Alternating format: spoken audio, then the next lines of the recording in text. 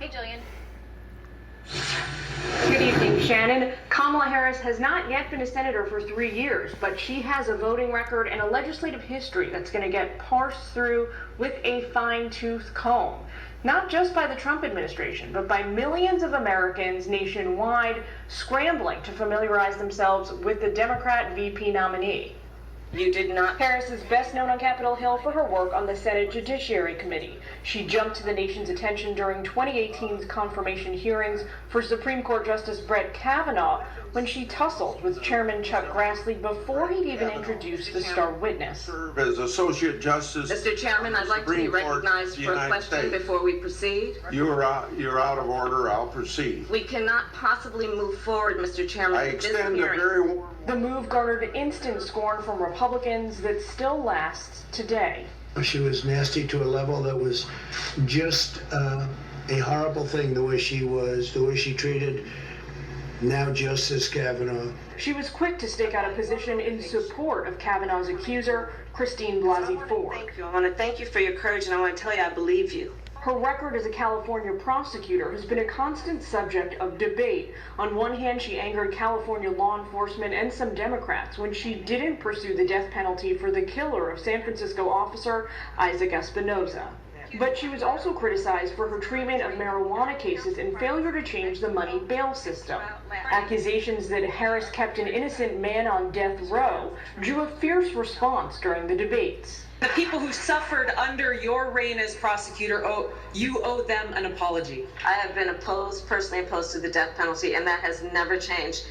In recent months, Harris has come more in line with progressives. She is among Senate Democrats sponsoring a police bill that bans chokeholds, racial profiling, and no-knock warrants. Shannon?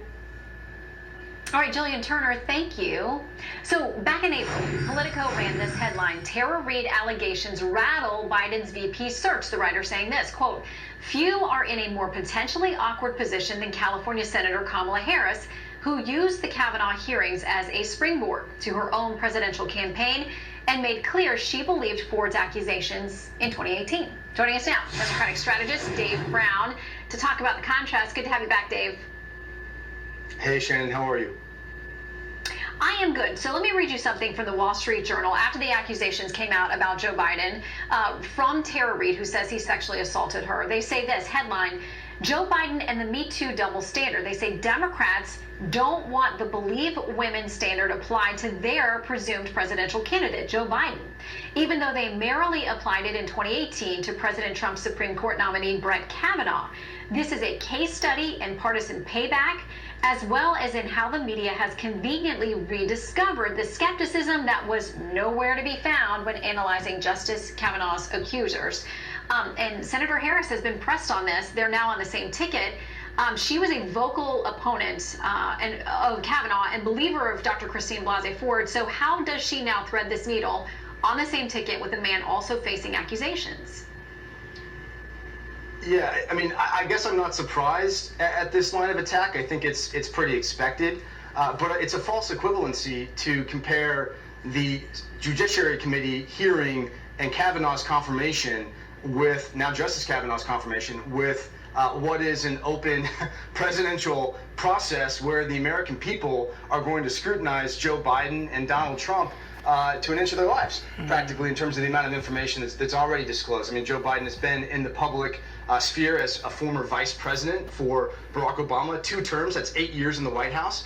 And so when Senator Harris exercised her constitutional responsibility as a senator on the Judiciary Committee and asked very tough questions, good questions, smart questions, not nasty questions. I bet Donald Trump wouldn't have said that about a male senator, but Senator Harris asked smart questions. She was exercising her responsibility as a member of that committee. And she's also looked at the record here. She's talked about that. This is, I mean, Shannon, this has been reported now for how many months? It's been out there. Okay, let me play something. I want to give you a contrast between Senator Harris when she was talking about Christine Blasey Ford and then Senator Harris talking about the allegations from Tara Reade. I believe you. And I believe many Americans across this country believe you. I can only speak to the Joe Biden I know. He's been a lifelong fighter in terms of stopping violence against women. Okay, Dave, you and I know Dr. Ford had some issues. Some people felt there were gaps in her story. She couldn't remember the year, the people who were there, what happened to her, where she went afterwards, which if you've experienced trauma can, that can be a legitimate thing. But when we have Tara Reid giving us dates, times, people who she shared this with contemporaneously who now back up, even people who are supporters of Joe Biden, back up her story, why is it that Christine Blasey Ford was so believable for Kamala Harris and yet Tara Reid is not? When Christine Blasey Ford testified, she was under oath, and the senator had an opportunity to hear her testimony live in person, and she heard now Justice Kavanaugh's testimony. You'll also know, because I think you and I talked about this on your show at the time, they had the benefit of an FBI report as well, and an investigation. So that's a different set of facts than where we are today. Yeah, but what an I know FBI about today is- investigation in the Senate that actually cleared the justice or didn't find anything to the allegations of what Dr. Ford had said. That's the FBI investigation. We don't have that here. Right, but we're not debating whether or not that what the FBI investigation ultimately concluded. The question you're asking me is how can Senator Harris take one position in a confirmation hearing and now adopt a different position? I think the standard's actually inconsistent, because what she's done in both instances is to look at the facts, and she's talked about that. She's been very open about this. And as you know, Shannon, the New York Times did an extensive investigation into the Tara Reid allegations when they first came out. That's been followed up by other major outlets. And on the basis of that, and on the basis of the interview that Joe Biden gave on MSNBC when he sat one-on-one with Mika on Morning Joe, and on the basis of his statements, and also the fact that he has called for the National Archives to release all of his Senate records that would be relevant to any kind of complaint that Tara Reid has alleged that she filed. On the basis of all of that, the totality of those facts, she's rendered a judgment. That's exactly the role of a senator. That's what she should be doing. It's the same thing that Elizabeth Warren did when she said, on the basis of Joe Biden's statements, on the basis of the fact pattern at hand, she believes the former vice president. So I don't have an issue with the fact that she's drawn a different conclusion here, Shannon. I mean, you're a lawyer, I'm a lawyer. People draw different conclusions on the basis of different fact patterns. With Brett Kavanaugh, she adjudged him, the quality of his testimony, and whether she believed him to be telling the truth. Clearly, she concluded that she didn't believe him to be telling the truth. With Christine Blasey Ford, she did. So I don't see a problem. Yeah, and I think the bigger issue is how she views the veracity of the female who's making the accusation. But this is a conversation we'll continue, because now that she's on the ticket, I think that's a question at some point she's going to have to ask or to answer. Dave, thank you for giving us your side. Always good to have you. Of course. Thanks, Shannon. Good to see you. You too. All right, big news from the Big Ten and Pac-12 pushing college football closer to a total fall shutdown. Which side are you on at home on this college football debate?